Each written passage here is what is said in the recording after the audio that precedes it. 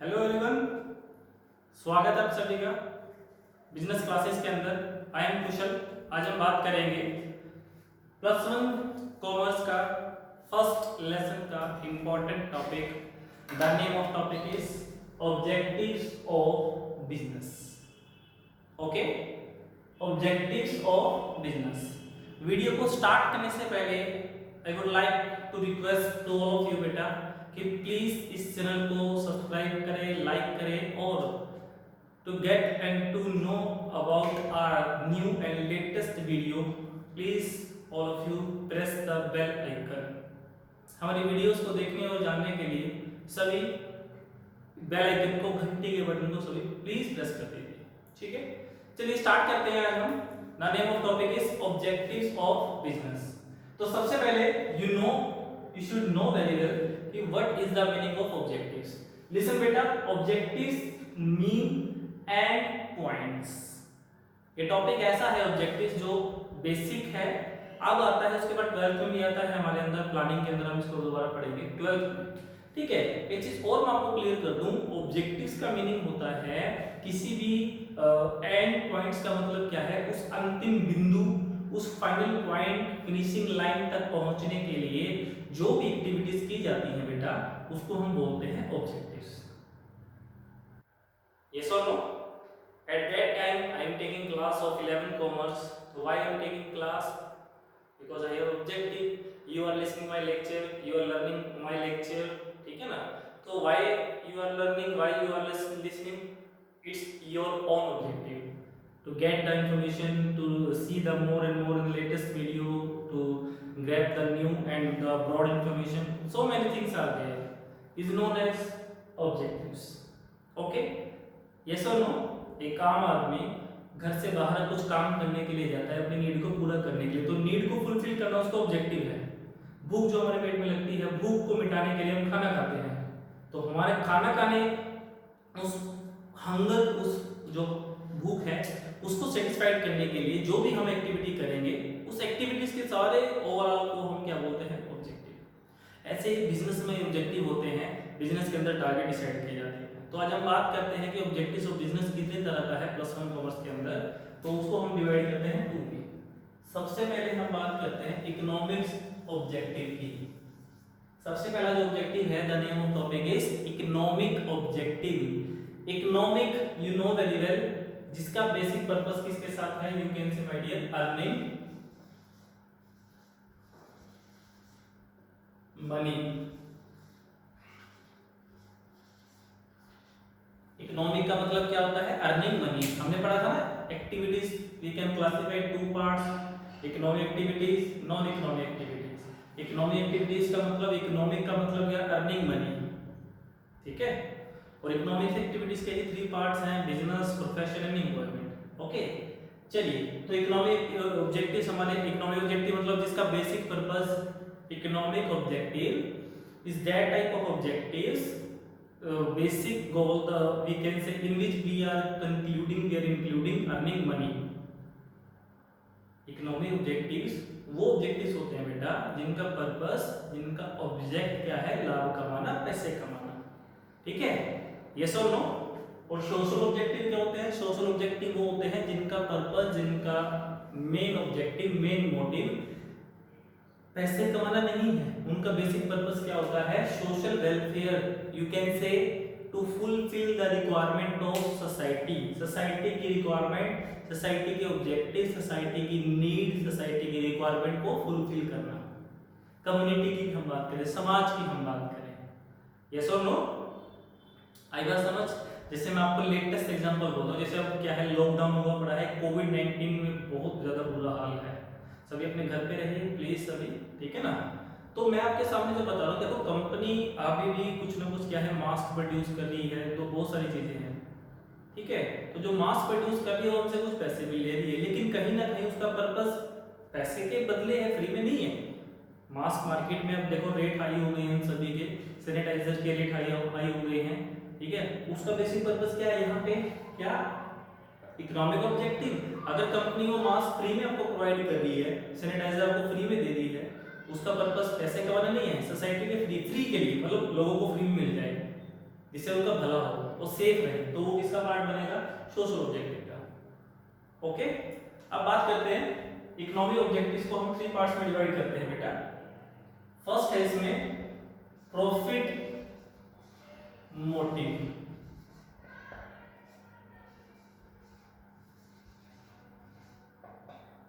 Second है इसमें creation of customers. Okay, first one is profit motive, second one is creation of customers. देखो एक बात याद रखना, economic objectives we can classified into 3 parts. First one profit motive, second one creation of customers, and third one the most important innovation।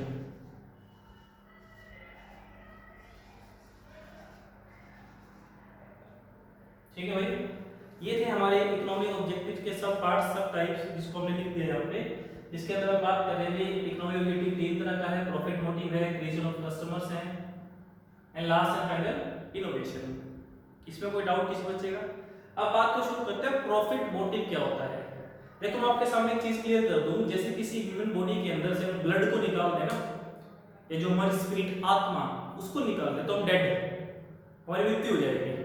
ऐसे ही बेटा अगर मैं किसी कमर्शियल एंटरप्राइजेस के अंदर से, किसी बिजनेस के अंदर से मैं प्रॉफिट को निकाल दूं तो उसकी वैल्यू 0 है, तो वो प्रॉफिट जो है वो इकोनॉमिक के अंदर नहीं कंसीडर होगा, उसको हम कहां कंसीडर करेंगे? नॉन इकोनॉमिक में। ऐसे ही प्रॉफिट दो, मतलब प्रॉफिट कमाना बिजनेस का प्रथम और प्रमुख प्रेफरेंस, सबसे जरूरी, सबसे मेन काम है, क्योंकि एम्प्लॉइज को सैलरी, अपने इन्वेस्टर्स को रिटर्न, ठीक है ना, डिविडेंड, ये सारे के सारे जो खर्चे हम कैसे पूरे करते हैं? With the help of profit. और प्रॉफिट 2 तरह का होता है, प्लीज ध्यान से सुन लेना सभी, इसी के अंदर हम कंसीडर करें। एक तो होता है मैक्सिमम प्रॉफिट,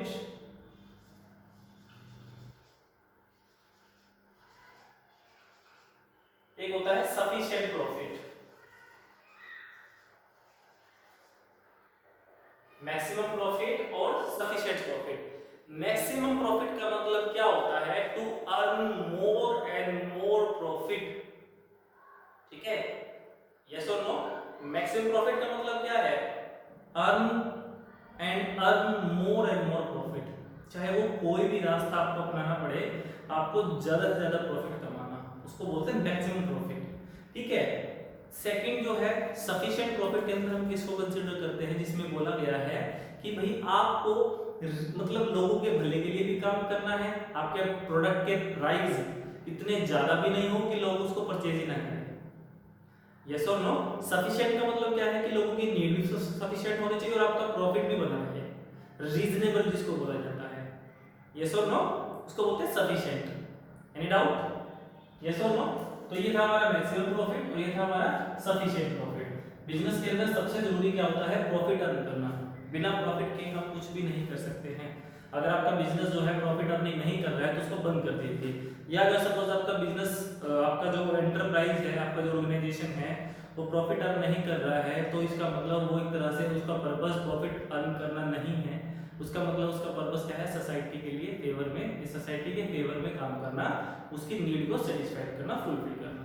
ओके, चलिए, तो सेकंड आता है हमारा क्रिएशन ऑफ कस्टमर। देखो बेटा एक चीज मैं आपको बता दूं, क्रिएशन ऑफ कस्टमर क्या होता है, कस्टमर क्रिएट कैसे किए जाते हैं। एक अप्रोच होती है, पहले हम क्या करते थे? पहले होती थी प्रोडक्शन अप्रोच, ठीक है। प्रोडक्शन अप्रोच के अंदर क्या होता था, इसी में हम बात करेंगे, थोड़ा सा रफ कर देता हूं। प्रोडक्शन अप्रोच क्या बोलती थी बेटा?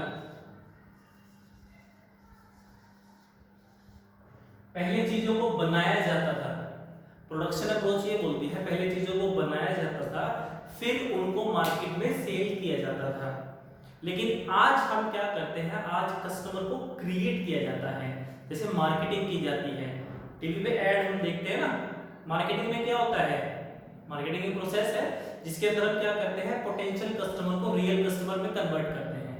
तो कस्टमर क्रिएट कैसे होते हैं? जैसे मैं लेटेस्ट और बिल्कुल एप्रोप्रिएट एग्जांपल की बात करूं अगर आप सभी के सामने, जियो की।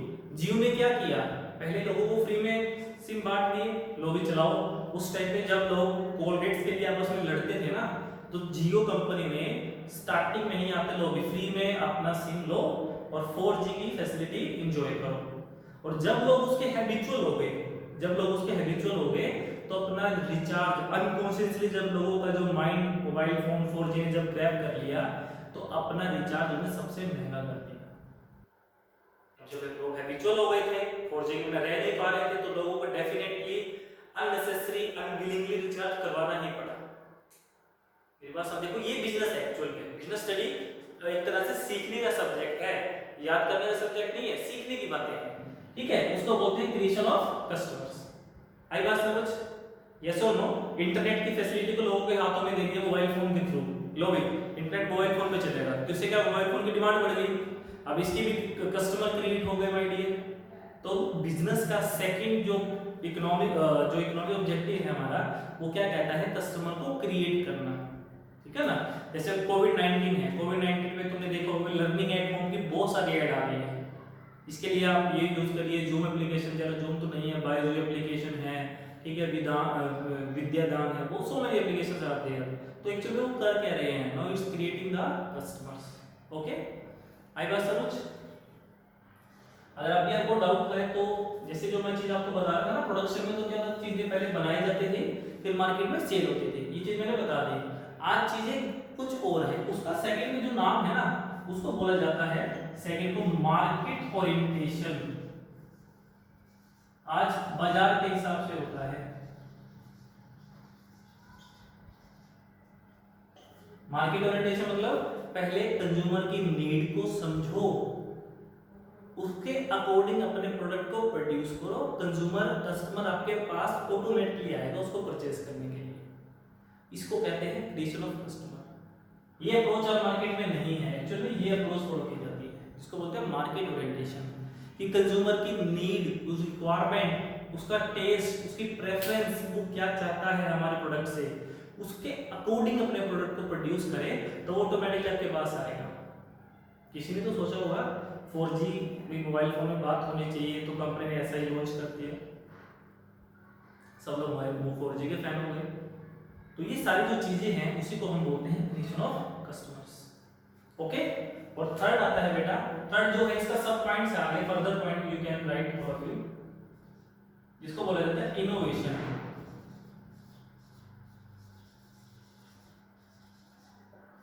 जिसको हम क्या बोलते हैं, इनोवेशन। इनोवेशन का मतलब क्या होता है, इनोवेशन मतलब to do something new, innovative होना। बिजनेस के अंदर क्या होता है, देखो आज हम जिस दौर में जी रहे हैं बेटा, उस दौर में सबसे बड़ी प्रॉब्लम क्या है लोगों की, उनको नई नई चीजें अट्रैक्ट करती हैं, हर चीज नई जो उनको अट्रैक्ट करती है, लेकिन इन चीजों नई चीजों के साथ हम उस नई चीज से बोर भी हो जाते हैं। तो कंपनीज भी ये बात समझती हैं, वो अपने प्रोडक्ट को लेके, अपनी सर्विसेज को लेके एक्सपेरिमेंट करती रहती है। जैसे सब बहुत बेसिक एग्जांपल है कि स्टार्टिंग में टेलीकॉम कंपनी में बात करें, सिम आई थी 1 जनरेशन 1G, उसके बाद आया 2G, उसके बाद आया 3G, उसके बाद आया 4G। ये क्या हो रहा है भाई, ये भी अपने आप में क्या है, इनोवेटिव है, इनोवेशन है। यस और नो? अगर मैं तुम बात करूं सपोज टीवी को लेके, 19th सेंचुरी के टीवी उठा के देखो, ब्लैक एंड व्हाइट टीवी आते थे, इतने बड़े बड़े टीवी, उनको लकड़ी कैसे बंद करते थे। लेकिन उसके बाद फिर नई इनोवेशन हुई, कंज्यूमर की डिमांड को देखते हुए फिर कलर टीवी आ गए, और कलर टीवी ने तो दुनिया ही बदल दी। फिर कलर टीवी के बाद आई फिर फ्लैट टीवी आना शुरू हो गई, फ्लैट के बाद फिर आई एलसीडी के बाद आजकल किसका जमाना है, एलईडी का। आजकल एलईडी है, आजकल तो फिर अब एट प्रेजेंट में जो चल रहा है वो स्मार्ट एलईडी आ गई है। अब व्हाट्सएप, यूट्यूब वगैरह सब उसमें चला सकते हो। तो कंपनी ये एक्चुअल में इसी चीज को हम क्या बोलते हैं बेटा, इनोवेशन।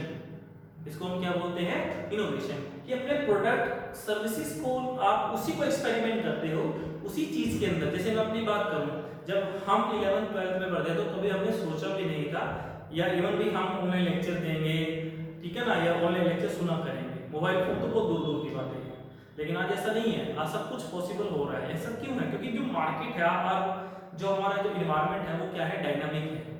आपको इन्वायरमेंट के अकॉर्डिंग चलना होता है, ठीक है। तो ये थे हमारे इकोनॉमिक ऑब्जेक्टिव्स के स्टेप्स, जिसके अंदर मैंने पहले बताया प्रॉफिट मोटिव, सेकंड हमने पढ़ा है क्रिएशन ऑफ कस्टमर्स, और थर्ड क्या है हमारा इनोवेशन। ठीक है, मेरी बात समझ आई सभी को? एक चीज और मैं क्लियर कर दूं, जो सोशल ऑब्जेक्टिव है ना बेटा, सोशल ऑब्जेक्टिव इकोनॉमिक ऑब्जेक्टिव से बिल्कुल अलग है। इकोनॉमिक ऑब्जेक्टिव के अंदर हम क्या देखते हैं कि अर्निंग मनी, अर्निंग प्रॉफिट, लेकिन सोशल के अंदर हम बात करेंगे to fulfilment the requirement need of society and community, society और कम्युनिटी की नीड को पूरा करना, वो हमारा किसका पार्ट है, सोशल ऑब्जेक्टिव का। Any doubt? जैसे कंपनी क्या करती है, प्रॉफिट कमाती है, लेकिन बहुत सारी कंपनी अपनी एनजीओ भी चलाती है, उस एनजीओ के माध्यम से वो लोगों को फ्री में एजुकेशन देती है, फ्री में इवन उनको लाइब्रेरी या इवन जो भी उनकी जरूरतमंद की जो चीजें होती हैं उसको वो फुलफिल करती है। ठीक है ना?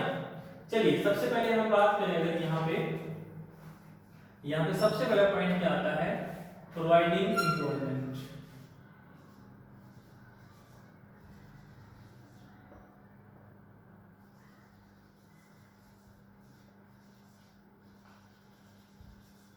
ठीक है भाई, बिजनेस का सेकंड जो सेकंड जो ऑब्जेक्टिव है जिसके अंदर में बड़ा सोशल ऑब्जेक्टिव, जिसके अंदर मैंने क्या बताया, social objective means fulfilment the need of society, society की जरूरतों को पूरा करना। ठीक है, फ्री ऑफ कॉस्ट जिसको हम बोलते हैं। तो सबसे पहले पॉइंट क्या है, प्रोवाइडिंग एम्प्लॉयमेंट। देखो बिजनेस करने का एक सेकंड जो ऑब्जेक्टिव फुलफिल होता है वो समाज के लिए भी लोगों को रोजगार मिलता है।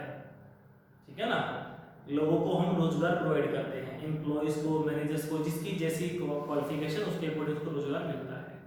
ठीक है, जो समाज के लिए एक तरह से उसका बेनिफिट का पार्ट है।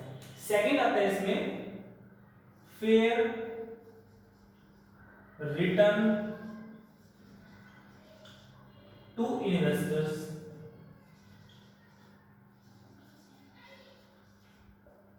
सेकंड क्या है भाई, fair return to investors. Investors कौन होते हैं? Investors is that type of person those who are investing the money, the capital into the business. Investors is that type of person, those who are investing the capital into the business. In case of partnership, we can say partners is investors. In case of company, we can say investors is shareholders, those who are investing the money. Any doubt? In case of OPC, single person, individual person, those who are investing the money is known as investors. तो investors ने जो invest किया है company के अंदर, उन पे उनको क्या करना, रिटर्न। जैसे कंपनी के केस में शेयर होल्डर्स को हम क्या पे करते हैं, डिविडेंड, टाइम पे उनको डिविडेंड पे कर देना, ये भी हमारे सोशल ऑब्जेक्टिव का पार्ट है। बिजनेस की पार्टनरशिप की बात करें तो टाइम पे प्रॉफिट मिल जाना उनको, ये भी किसका पार्ट है, एक तरह से सोशल ऑब्जेक्टिव का। ठीक है, third the most important, providing quality goods, providing quality goods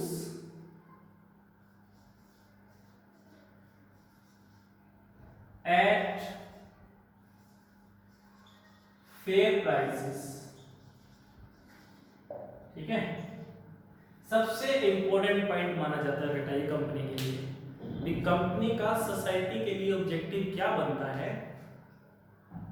सबसे पहले तो वो किस तरह के प्रोडक्ट को मैन्युफैक्चर करे, क्वालिटी प्रोडक्ट बनाए, क्वालिटी गुड्स बनाए, और उसका प्राइस कितना रखे, फेयर मतलब फेयर, या एक वर्ड और हम यूज करते हैं जिसका नाम है रीजनेबल।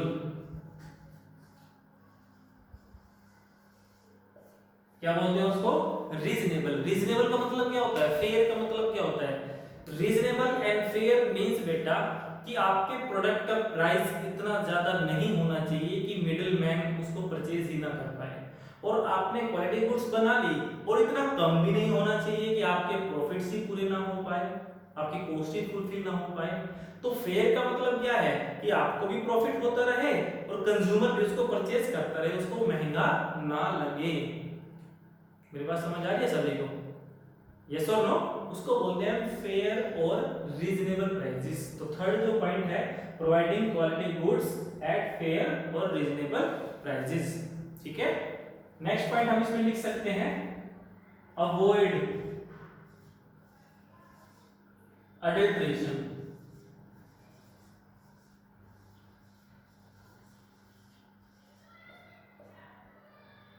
ठीक है भाई।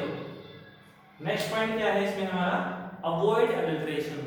अवॉइड अडल्ट्रेशन का मतलब क्या होता है, मिलावट। बिजनेस का एक काम और है मिलावट को रोकना, मिलावट नहीं। अगर आप प्योरली क्वालिटी गुड्स बनाते हो तो इससे आपके कस्टमर्स ऑटोमेटिकली इंक्रीज हो जाते हैं। And you know very well बेटा कि customer is a king of market. Okay, yes और नो। वैसे तो so many are there, we can say इसमें एक चीज और हम इंक्लूड कर सकते हैं, प्रोटेक्ट आवर एनवायरनमेंट, ये pollution free environment. Pollution free environment.